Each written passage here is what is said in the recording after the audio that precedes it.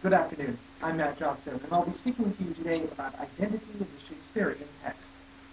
What do we mean when we say identity?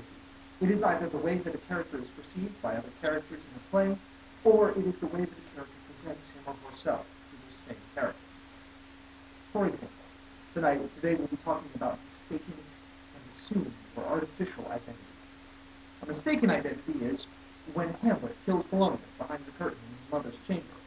Hamlet has incomplete information about whoever is standing behind the curtain and makes a false assumption.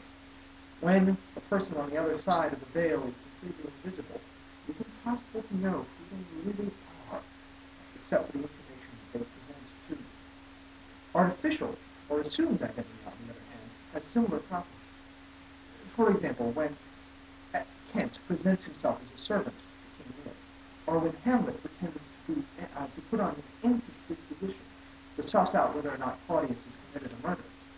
These are artificial or assumed identities.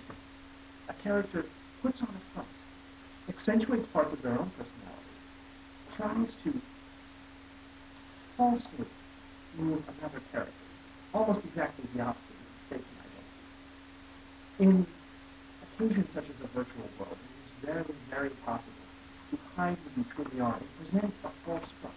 And again, because of the opacity of the medium, it's impossible for you to truly know who someone is beyond the veil. I'd like to turn things over now to my colleague, Nate Stuckey, who will be speaking to us more about identity in biblical text.